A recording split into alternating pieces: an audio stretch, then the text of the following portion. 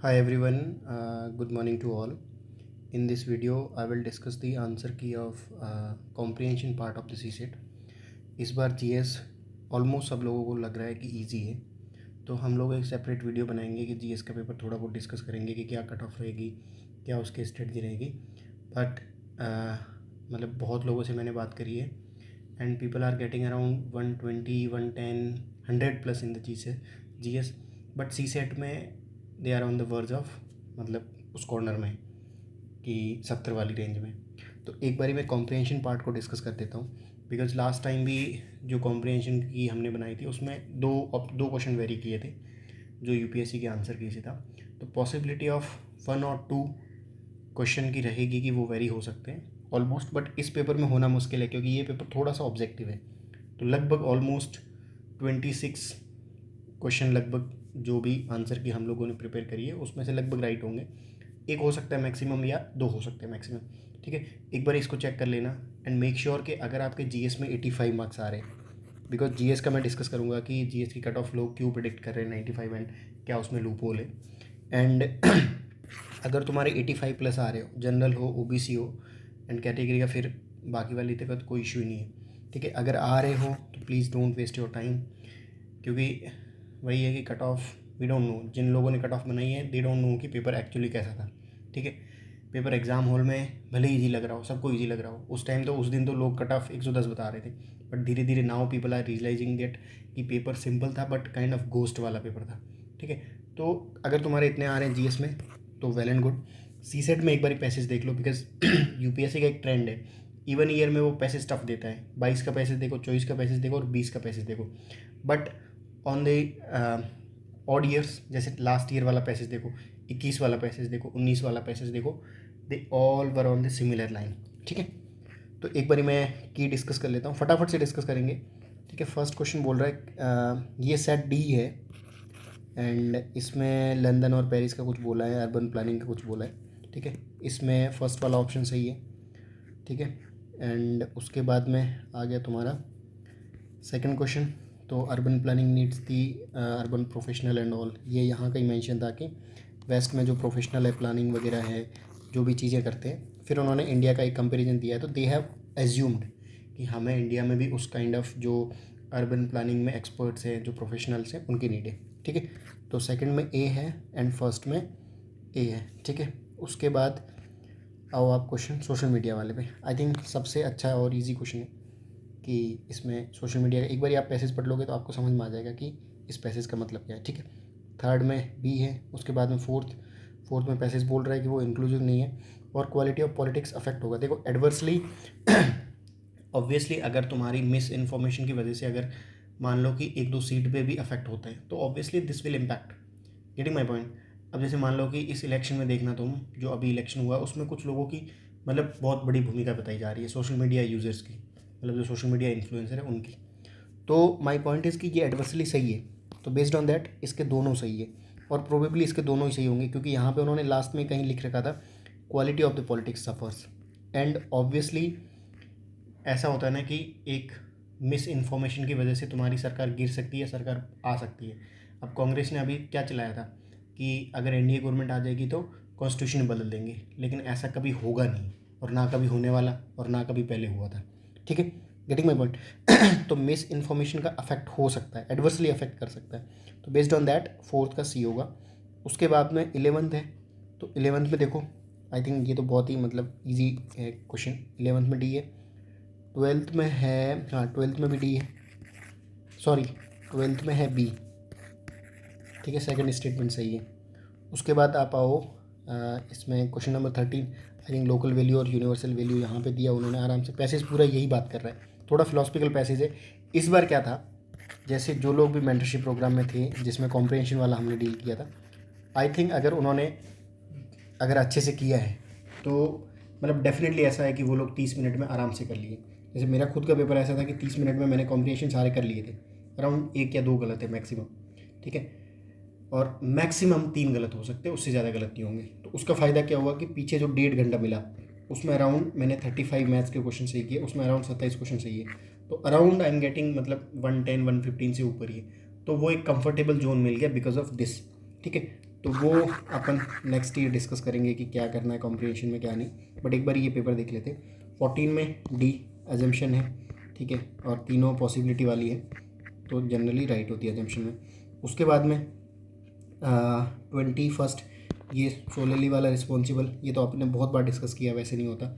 और 4 का देखो कि जो टेक्नोलॉजीज है पोस्ट हार्वेस्ट लॉसेज वगैरह ये इनकी अवेलेबल नहीं है, वैसा तो बहुत रिडंडेंट स्टेटमेंट है, ठीक है। फर्स्ट गलत हो गया तो ऑप्शन एलिमिनेशन से 2 और 3 आ गया। उसके बाद में अजम्पशन बोला है।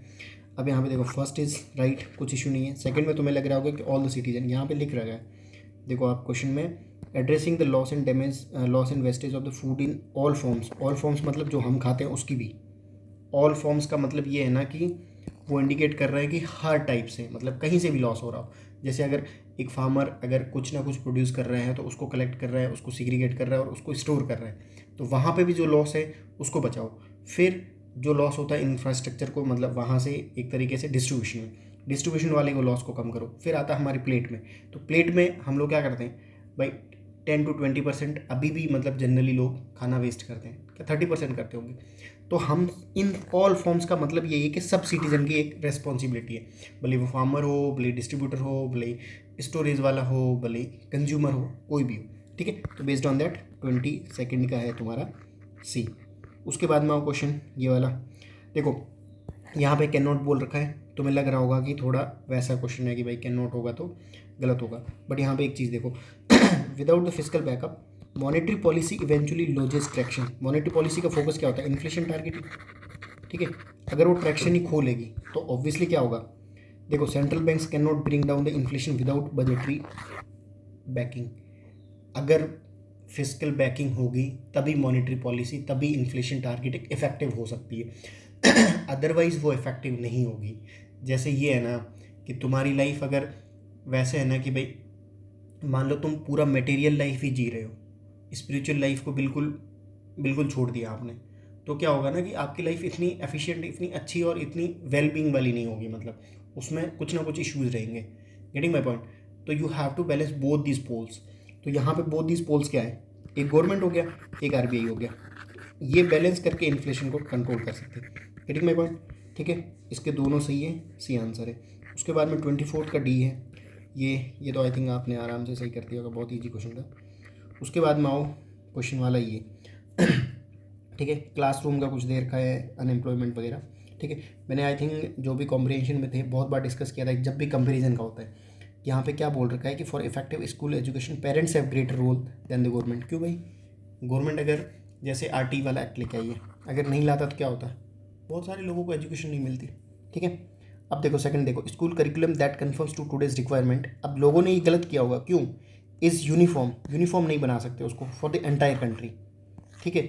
अब क्या, मान लो कोई ट्राइबल बंदा है, कोई ट्राइबल एरिया से बंदा आया हुआ, उसके लिए वोकेशनल एजुकेशन अलग होगी, उसके लिए वोकेशनल एजुकेशन होगी जो एग्रीकल्चर बेस्ड कलेक्शन वगैरह कैसे करनी है, क्या करना है, या फिर जो नॉन टिम्बर फॉरेस्ट प्रोड्यूस है, ठीक है, या फिर जो फॉरेस्ट माइनर फॉरेस्ट प्रोड्यूस है उन पे कैसे यूज़ करना है, वहाँ की मेडिसिन्स कैसे लेनी है, क्या उनका जो जड़ी बूटीज़ है उनका यूज़ क्या करना है, या एक बंदा कोई बिल्कुल डेजर्ट एरिया से आता है तो उसके लिए अलग होगा। गेटिंग माई पॉइंट, कि ये यूनिफॉर्म नहीं हो सकता, ठीक है। तो बेस्ड ऑन दैट इसका डी है।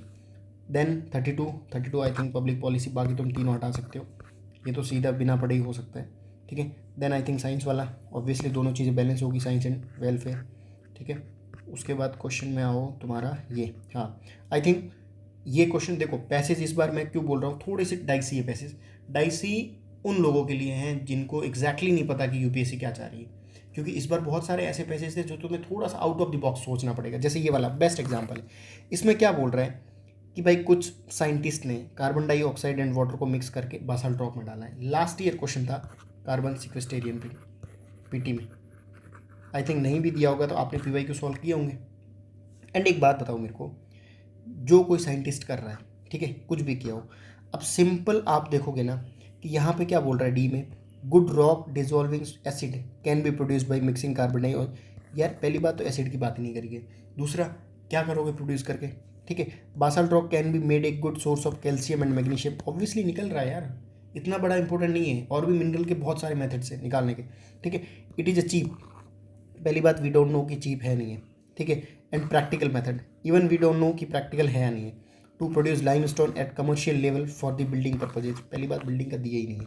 फिर आओ कार्बन सिक्वेस्टेरियन, आई थिंक इतनी बार पूछा, लास्ट ईयर तो था ऑप्शन में यही वाला बेसाल्ट रॉक का ही।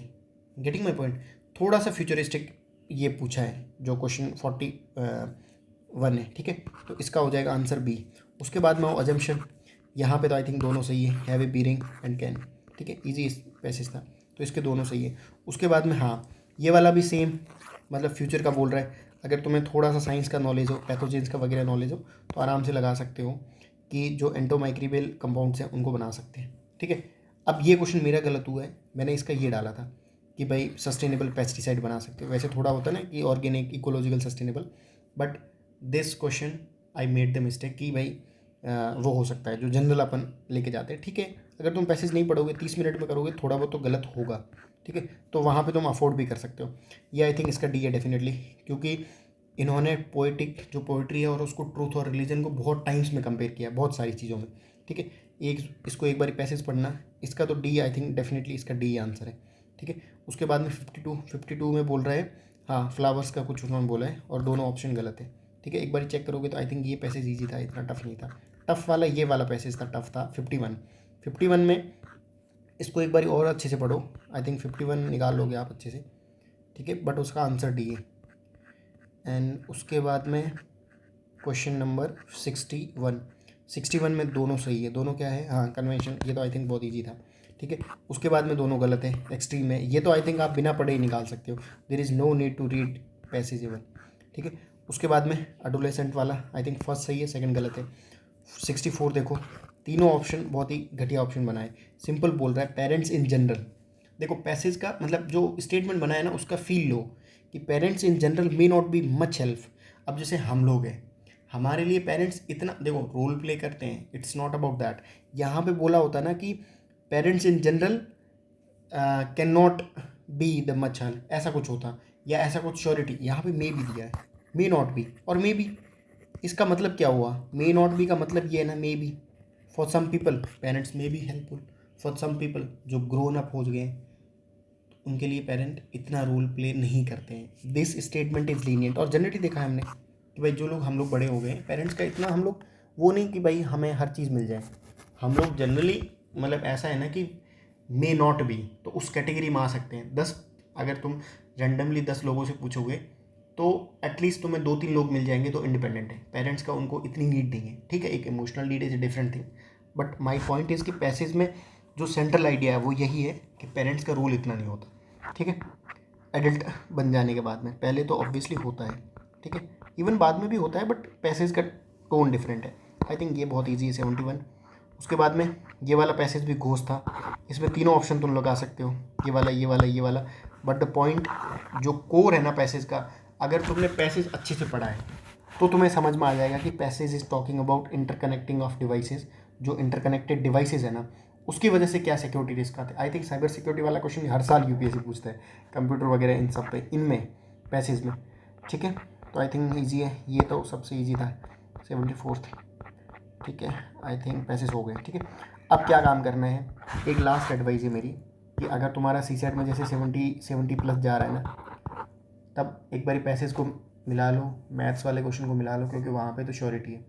अगर 70+ जा रहा है एंड जीएस में तुम 85 के आसपास हो, एक बारी कुछ क्वेश्चन है जो मतलब डाउट में, जैसे वो इंडियन फ्लाइंग फॉक्स वाला है क्वेश्चन है, और भी 2-3 क्वेश्चन है जो अभी भी वेरी कर रहे हैं। बट अगर इनको हटा के तुम्हारे 85-86 मार्क्स बन रहे तो आई थिंक मतलब बिना टाइम वेस्ट किए 3-4 दिन का गैप ले लो and please start your mains preparation, because pre से कुछ नहीं होगा।